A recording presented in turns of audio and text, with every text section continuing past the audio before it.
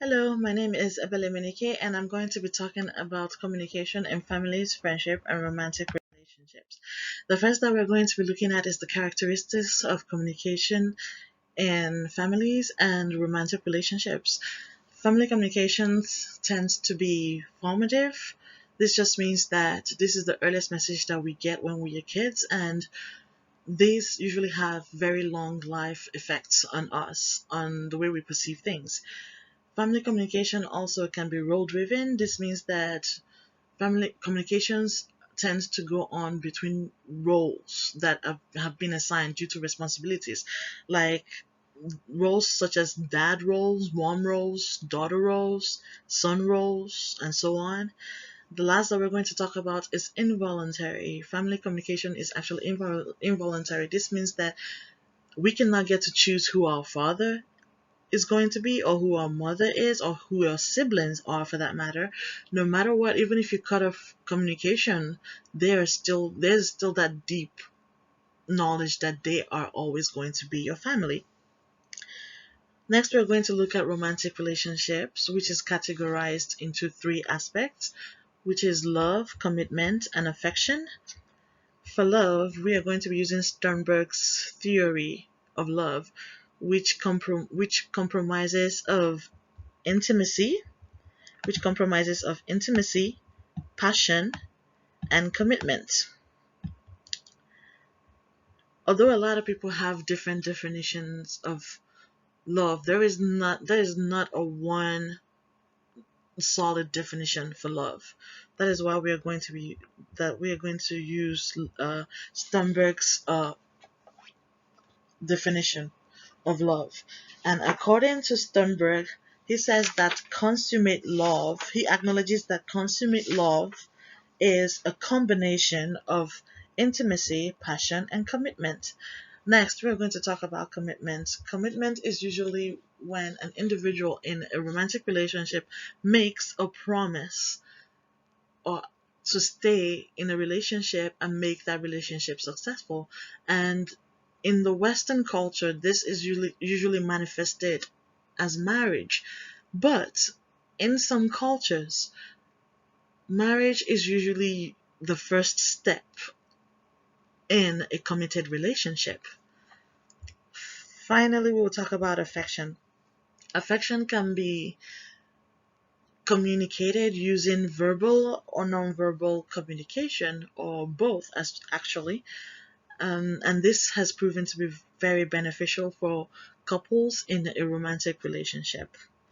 Next, we will talk about families as a system.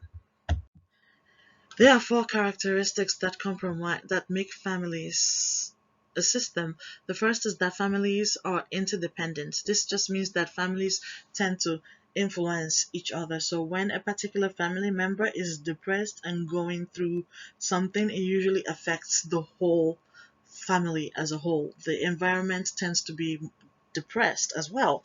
Next is that family systems are manifested through communication, and this stands true because you cannot get to know somebody without talking to them. So, same thing for family. Even if you have to talk to your siblings, to your parents to get to know who they are, even if that communication can be positive or negative sometimes. Next is that family systems are nested. This just means that the environment that we grow up in tends to have a very strong influence on us. So, for example, a child who grows up in an environment where he sees his parents constantly aggressive to each other and hitting each other is probably going to grow up aggressive as well and will pick up the habit of hitting people. But this is not always the case for every children out there. Next, we're going to talk about families are more than the sum of their parts. This just means that even though that everybody is a family, they are also individuals as well. So they have different likes, different personalities, and this proves to be true. This is proven to be true as if you communicate between if communication between uh, families is very open. Next, we will talk about communication patterns within families, which we will use for components, which is the consensual, the pluralistic, and the protective. And finally, laissez-faire. I'm sorry if I pronounced that wrong. The consensual usually is when communication between parents and children is open for discussion. The children feel very comfortable bringing up a topic to the parents, and but in the end the decision lies on the parents.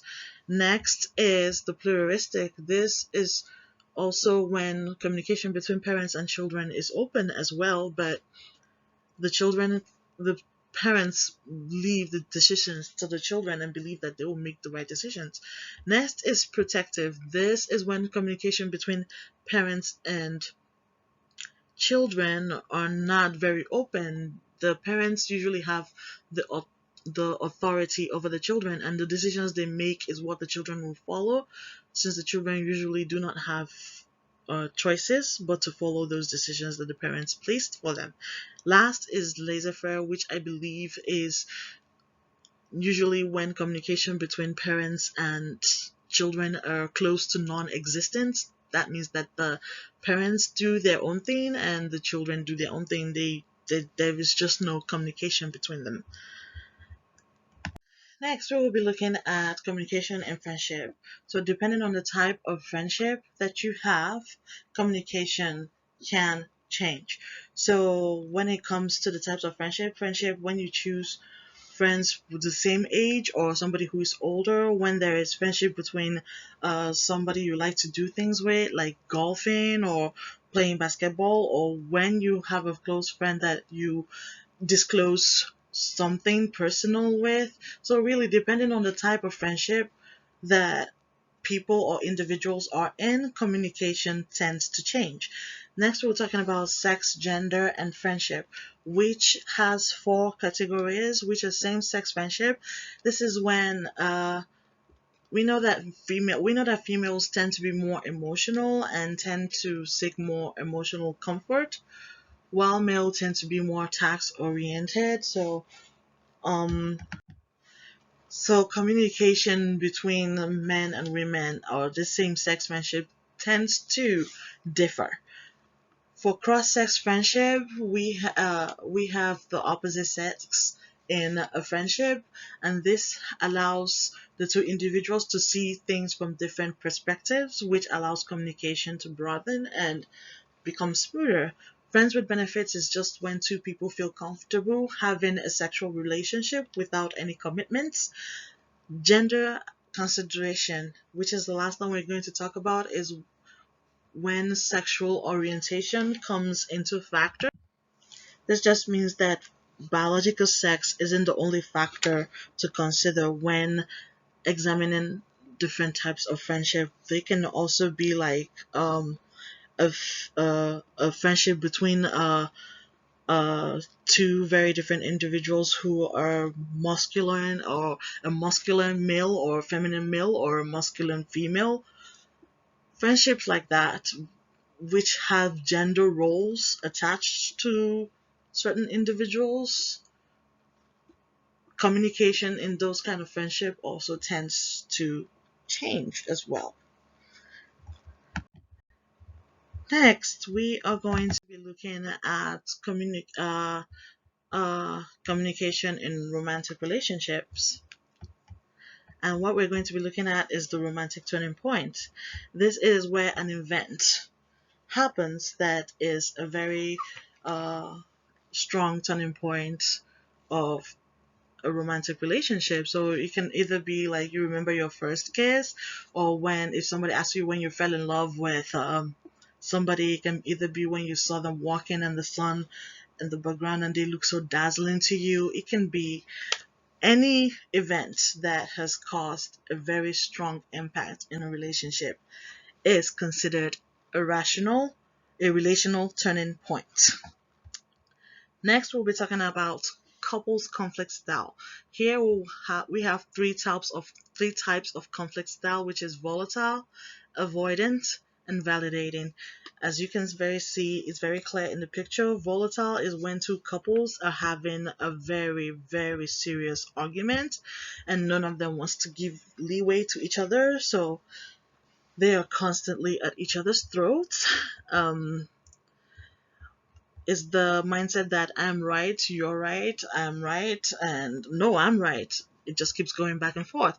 The next one is avoidant. This is where couples or a couple wants to have uh, a conversation with another couple, but the other couple is obviously not in the mood and does not want to talk about it, is not ready to talk about it.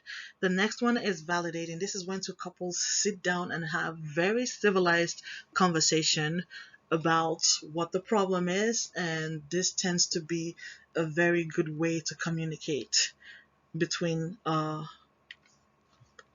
couples. This has proved to be the validating has proved to be the best way to solve conflicts. Next, we are going to be talking about the five love languages. We all know what this is. First one is receiving gifts. Second, words of affirmation. Third, acts of service. And fourth, physical touch. Fifth, quality time.